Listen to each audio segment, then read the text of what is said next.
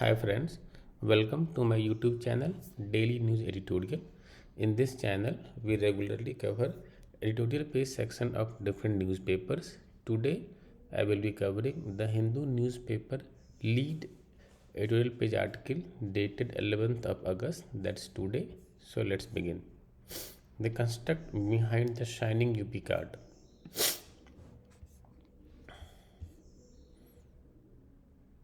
Uttar Pradesh status as India's top state is in contradiction of evidence and felt experiences. These days, India's national capital, Delhi, is a sight to behold, strangely, not for reasons connected to the city state. As a matter of fact, a visitor might think she was in neighboring Uttar Pradesh, seeing the profusion of posters and flex boards featuring its Chief Minister Yogi Adityanath, the Prime Minister Narendra Modi, all of them claiming that UP is today India's number one state, bagging the top rank. UP as India's number one state. The miracle owes to an award that was given out this summer by Union Housing and Urban Affairs Ministry under the Smart Cities Mission. Tamil Nadu, with an exemplary record on development and welfare, was placed third on the list after Madhya Pradesh. If anyone had quibbles about the lineup, they had it lump it. UP and its chief minister were going to savor the trophy, which had most conveniently arrived in the months ahead of 2020 State Assembly election. By another coincidence, it was also the first time that state had been picked for the award. In the days since the award, the Chief Minister has found himself hit by an avalanche of praise, most notably from the Prime Minister and the Union Home Minister Amit Shah. The praise also settled speculation that Mr.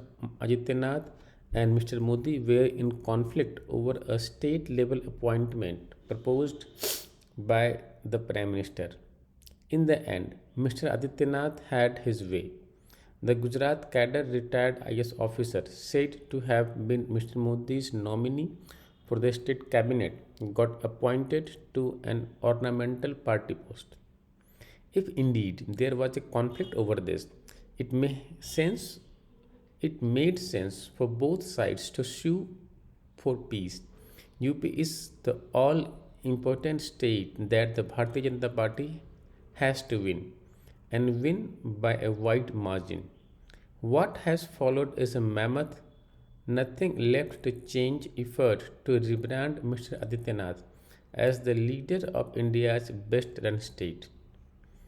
In their speech, in their speeches, Mr. Modi and Mr. Shah have attributed qualities of UP Chief Minister that are in embarrassing contradiction of evidence and felt experiences.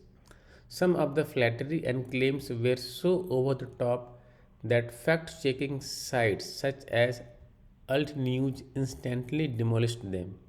Among them, the astonishing one that the Chief Minister's handling of the second COVID 19 wave was unparalleled. The situation in UP at the time was indeed unparalleled, but not in the glowing manner it has been imagined and told. Quite the opposite, the images of floating corpses and mass burning of pyres making it to the international media. In the pandemic's grip, as the second wave raged, there was no sign that UP had become a shining example of good governance. Hundreds lost their lives in the scramble for hospital beds, ambulances, and oxygen. Men and women collapsed unattended, and many died begging for oxygen. These deaths were not statistics that the government could hide or dispute. These happened in real time as friends and families watched helplessly. A Lucknow journalist last cries for help are recorded in the phone of an editor friend she desperately called. He continued to be honored by her circles and remains inconsolable over not being able to save her despite his access to higher ups in the government. The sad truth is that UP failed its citizens during the second COVID 19 crisis. The better off tried trying in vain to work the political systems for beds and oxygen. The worse off died anyway. Some of them abandoned their kin and turning up as bloated corpses in the swirling waters of the Ganga. The floating bodies discovered along the length of the Ganga by the reporting teams of the Hindi newspaper Dainik Bhaskar have since become a metaphor for all that is wrong with the UP. The UP government and the chief minister have underplayed the deaths and passed them off as Jal Samadhis, the ancient practice of burying the dead in shallow riverbeds. However, the explanation has not convinced many. In his report dated May 22nd, 2021, the Hindus Omar Rashid cites residents who had watched the bodies wash up as saying they had not witnessed floating bodies on this scale before. The Biswambar Nath Mishra, the head priest of Varanasi's Sankat Mochan temple, the floating bodies represented a truth that could not be hidden. Ganga has revealed the truth, he said Mr. Rashid. Mr. Rashid also reported on the death of government employees who had contracted COVID 19 while on polling duty in the Panchayat elections and were held irresponsible at the peak of the second wave. The government at first denied the deaths, but has now confirmed them by awarding compensation to the families of over 2,000 employees who fell of COVID 19 after being on election duty. The horror of UP's second wave is too recent and too graphically captured for it to be so easily forgotten.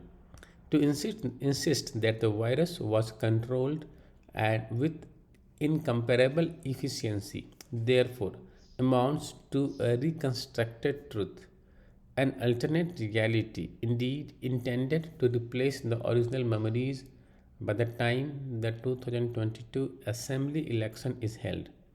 There have been other exaggerations in the project to build Mr. Adityanath as a brand. Among them, claims that UP has topped the chart for COVID 19 testing and administration of vaccine shots, and also that it has provided a violence free environment to its residents. The state does have impressive absolute number of both COVID 19 testing and vaccine shots, but plunges close to bottom once the figures are adjusted to population. UP has so far lagged behind even the national average on both counts. Crime data.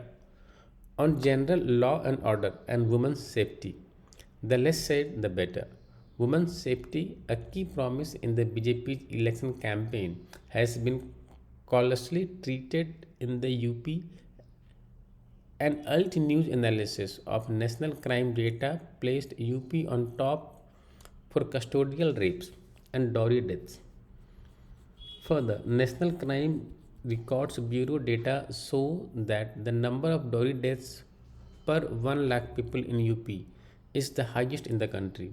This is besides the gang rapes that have regularly hit the headlines. The state BJP's sweep of the recently held block Pramukh elections came amidst widespread violence and allegations of booth capturing and intimidation. Clearly, in the current day UP, law and order has come to mean just one thing: the state government's aggression against minorities and its crackdown on alleged gangsters and anti nationals, many of whom are in fact students and rights activists. UP's self appointed status as India's top state is ironic considering it was at the bottom among large states in an index compiled by Public Affairs Center, a not for profit organization headed by K. Kasturi Rangan, formerly chairman of the Indian Space Research Organization.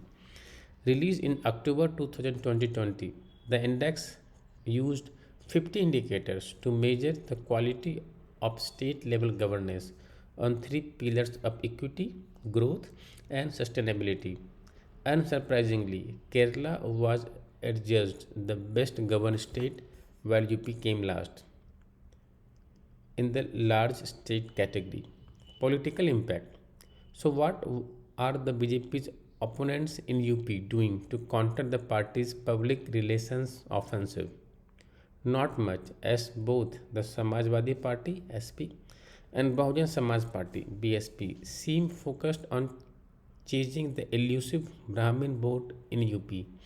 This is baffling logic considering the well known Brahmin affinity to the BJP.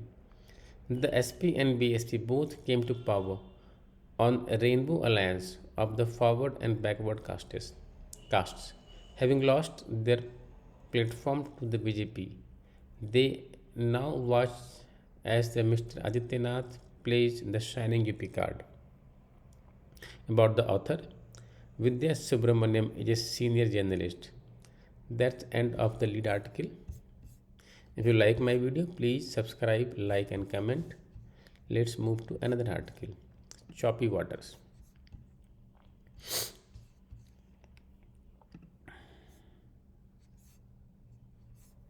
Choppy waters.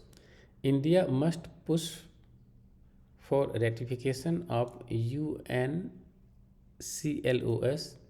by all major maritime powers, including the US. When Prime Minister Narendra Modi took the stage to address the UNSC on a debate on maritime security, the first Indian premier to do so, he might have hoped to keep the focus of the discussion on building maritime ties and developing maritime infrastructure through regional cooperation initiatives. Yet, once more, the discussion veered towards major nations trading barbs on continuing strategic dissonance in this sphere.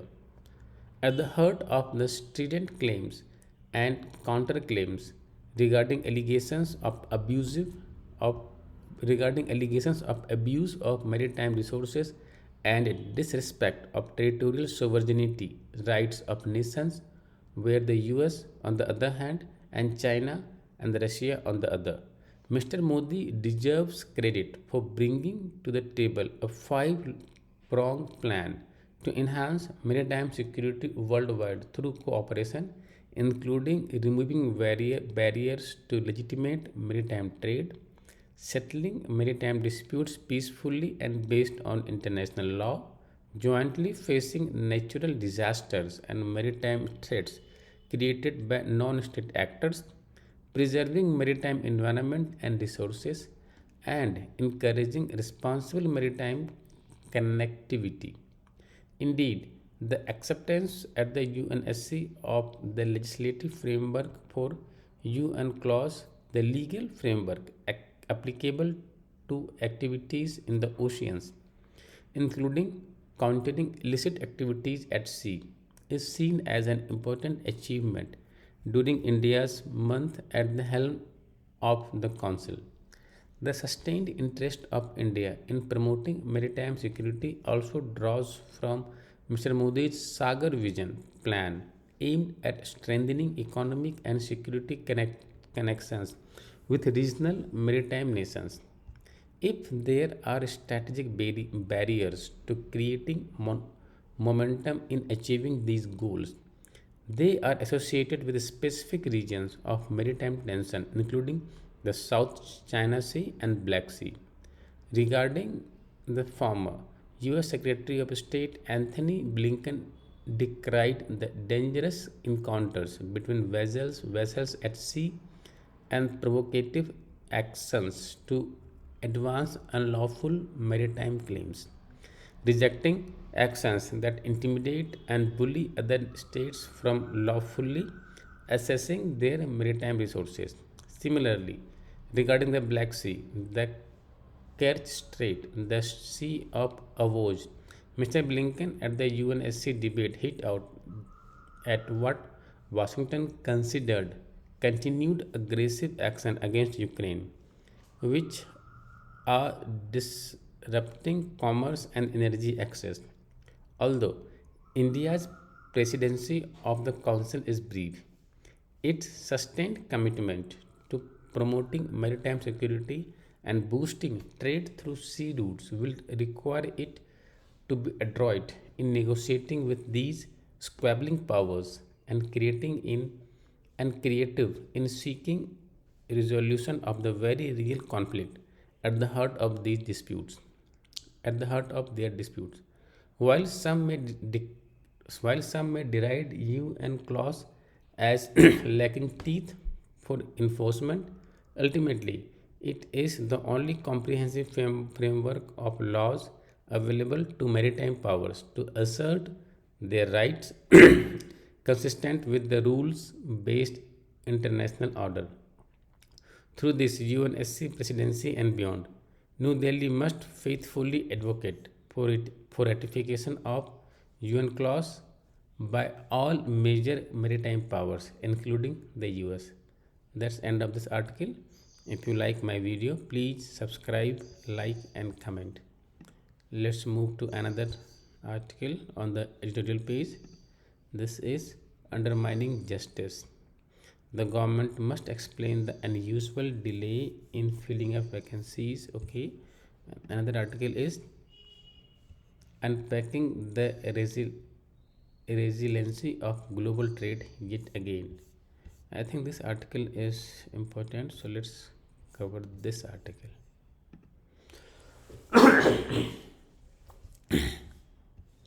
Unpacking the resiliency of global trade yet again. Going by past experiences and historic ruptures, there is a hope for global trade recovery in the post COVID 19 world. In the last year, the devastating impact of COVID-19 pandemic has shrunk the world economy by 4.4% and global trade by 5.3%. Job losses have been estimated to be to the tune of 75 million. Around the world, countries have responded to pandemic induced shortages with protectionist reactions and nationalist aspirations, with the potential to disrupting complex cross-border supply chains. The blame game on trade openness and trade agreements for widening trade deficits, income inequalities, and growing unemployment are all but natural domestic reactions. These trends make projections for the post COVID 19 world even more dismal and depressing. Past trends. Going by past experiences, historic ruptures often generate and accelerate new global links that lay foundation for institutional changes seeking enduring cooperation among nations. The Second World War created sustaining multilateral institutions. Besides the United Nations, the Bretton Woods institutions such as World Bank and International Monetary Fund, the international trade organizations were created to help rebuild the shattered post-war economy. The World Agreement on Tariff and Trade the General Agreement on Tariffs and Trade (GATT) was negotiated in 1947 as a means to reducing barriers to international trade.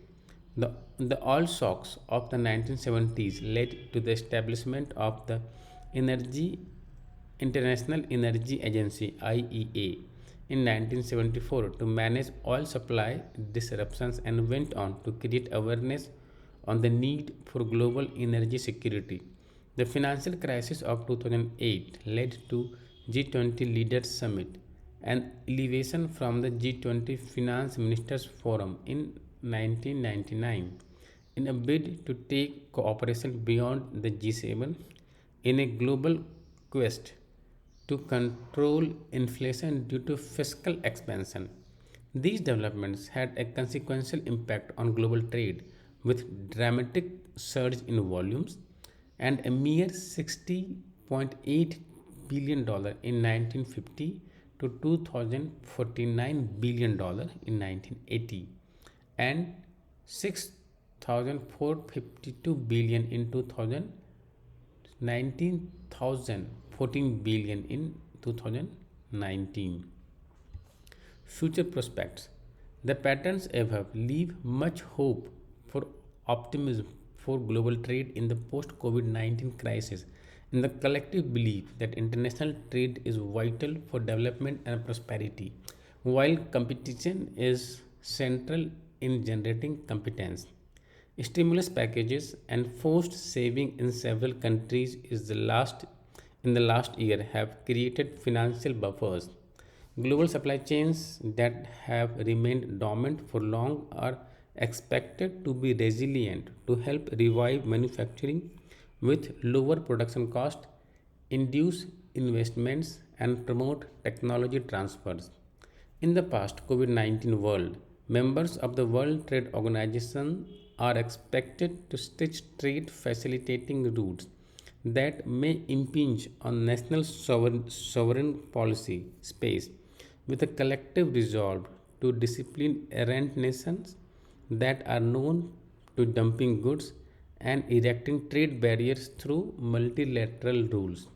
Mutually beneficial trade agreements that seek deeper economic integration will be entered into at the bilateral and regional levels to create win-win situation for all stakeholders, including consumers who tend to benefit from lowered barriers and harmonized standards. Countries that harness technology are expected to dominate international trade in future with a transformational impact on the global economy. Just as the steam engine in the 19th century and computing power in the 20th century, data will be the main driver of economic growth in the 21st century. Businesses will aim to harness data for innovation to remain ahead of the curve in a post COVID 19 world. However, increasing use of data and automation will make nations vulnerable to job losses. Rapid growth in e commerce and the virtual world will demand entirely new skills from the workplace. Therefore, economic policies are likely to focus on stronger safety nets for workers, income protection, skill training, healthcare, and educational support for families. India's outlook. India's challenges during the COVID 19 pandemic have been no different from those faced by other countries. Its GDP contracted by 7.3% according to the National Statistical Office, and about 10 million jobs were lost according to Center for Monitoring Indian Economy Private Limited. Trade remains subdued at $493 billion, goods at $290 billion, and services at $203 billion. The projections of the International Monetary Fund for India's economic growth ahead are positive and in line with general trends worldwide, assuming that the widespread vaccination might limit the COVID 19 agony. Unleashing trade potential is expected to have a ripple effect on the economy. Merchandise exports for the second quarter of 2021 from April June at $95 billion is indeed encouraging, but would need to remain focused on value added products. Beyond the traditional exports basket comprising refined petroleum products, pharma, gems, and jewelry, textiles and garments, engineering items, rice, oil meals, and marine products. Building an ecosystem that incentivizes value added manufacturing and technology induced finished products should form a part of our long term strategy. plug and play manufacturing units under production linked incentive scheme, if carefully nurtured, could lead the industry on that path. Beyond the timely stimulus packages for micro, small, and medium enterprises, supporting them with cheaper input costs, including raw material and intermediate goods, would help sustain them with job creation at the local level, developing a, developing a synergistic relationship between the big industry and MSMEs is at the core of a successful Atmanirbhar Bharat. The former should be encouraged to move into technology space and finished products, while the latter feeds them with locally made inputs at competitive prices. Skills upgradation to global standards should form a part of India's strategy in a post COVID 19 world. About the author, Dhamu Ravi is a serving foreign service officer currently working in the Ministry of External Affairs. The views expressed are personal. That's end of the article and that's end of this video. If you like my video, please subscribe, like and comment. Thank you.